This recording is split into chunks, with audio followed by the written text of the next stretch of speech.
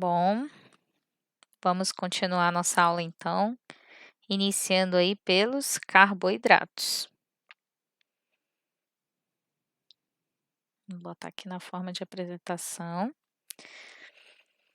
Na aula anterior a gente estava falando sobre calorias e agora a gente vai retratar aí sobre os carboidratos, tá? A gente falou sobre atividades físicas, né?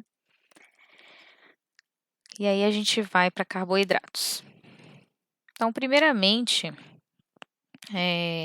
nós estudamos lá no sexto e sétimo ano sobre um processo que ele é essencial para a vida do nosso planeta, que é o processo de fotossíntese. E como vocês sabem, né, o processo de fotossíntese, ele é importante para compreender aí que os produtores, como as plantas e as algas, fazem tanto a fotossíntese como a respiração celular, né.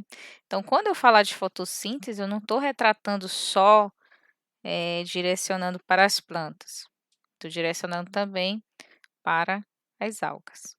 Então, deixa eu ativar o laser aqui e vamos continuar aí. Então, quais são os principais fatores que participam da fotossíntese? Primeiramente, nós temos um gás, né, conhecido então como gás carbônico.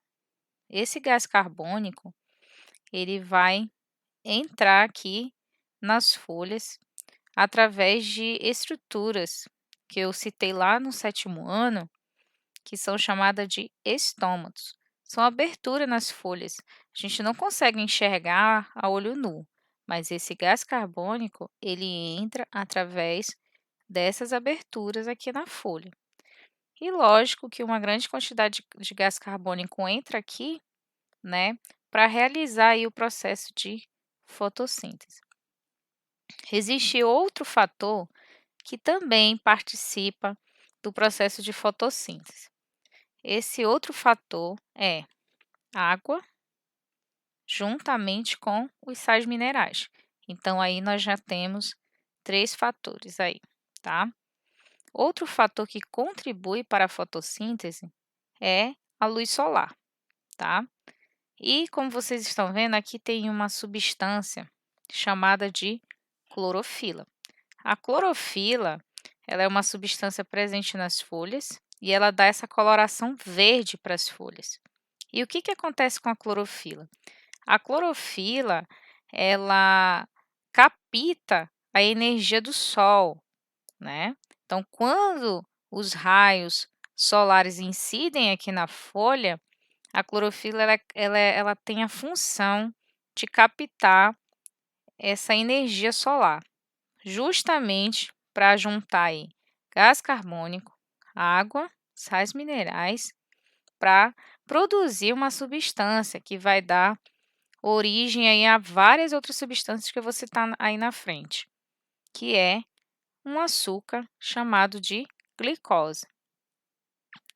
Bom, quando a planta ela realiza esse processo de absorção de gás carbônico, água, né, luz solar, ela, na verdade, acaba por produzir a glicose e acaba liberando alguns átomos, conhecido como átomos de oxigênio, no ar. Ou seja, esse átomo de oxigênio ele sai aqui da folha, tá? Da mesma forma que o gás carbônico entrou, por essa mesma entrada vai sair o oxigênio. Então, isso é chamado de processo de fotossíntese, tá? A planta produzindo seu próprio alimento. Que próprio alimento é esse? Tá? O próprio alimento nada mais é do que a glicose. Bom, a glicose, ela é uma substância importante que vai dar base para a produção de outras substâncias. Que substâncias são essas? A sacarose, presente no café, tá? Isso aqui só são alguns exemplos. Na beterraba e no açúcar. açúcares de mesa, tá? Então a glicose ela não vai ser só uma glicose, vai ficar lá na planta e acabou. Ela também vai dar origem à sacarose, presente nesses alimentos aqui. A mesma coisa é o que acontece com o amido. A glicose, ela pode ser transformada também em amido. E esse amido, ele vai dar origem a todos esses alimentos que estão aqui, ó, na imagem, né? O feijão, a banana, a batata e o arroz. Bom, a glicose, ela não vai ser só importante para fazer o amido e a sacarose. Ela também vai ser importante na síntese de outros açúcares, de outros carboidratos também, como, né, a frutose, encontrada nas frutas, a lactose, encontrada no leite, o, aqui o amido eu já falei, o mel da abelha, o xarope de milho, que serve para a fabricação de produtos industrializados, tá? E também nós temos aí a maltodextrina. Bom, qual é a função dos carboidratos? A principal função dos carboidratos é fornecer energia. Energia para quem? Para as células do nosso corpo, tá? Então, o que que acontece? Para essa mocinha aqui na imagem, né, conseguir realizar uma atividade física ou levantar um peso, ela precisa de energia nas células musculares aqui do braço dela, né?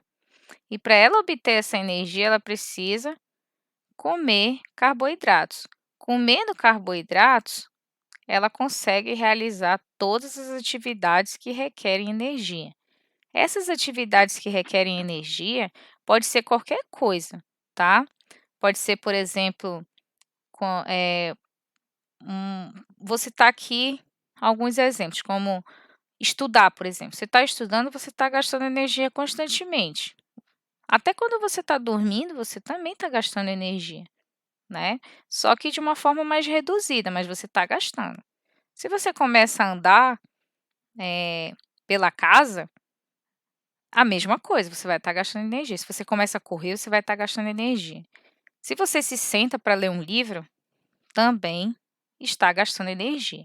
Então, a função dos carboidratos é fornecer energia para que a gente possa realizar qualquer tipo de coisa, até mesmo quando nós estamos em repouso. Então, vou passar aí. Então, 1 grama de carboidrato fornece aí cerca de 4 quilocalorias de energia. Bom, quem são aí os principais alimentos que são ricos em carboidratos?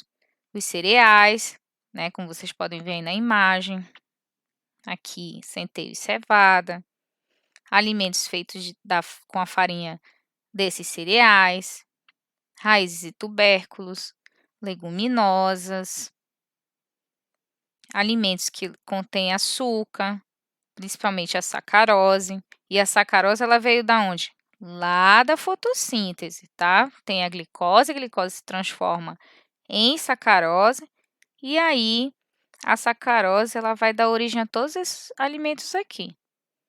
Alimentos que levam açúcar também aqui como chocolate, chiclete, sorvete, tá? Na próxima aula a gente vai falar de um carboidrato conhecido como amido, tá? Então a gente finaliza por aqui.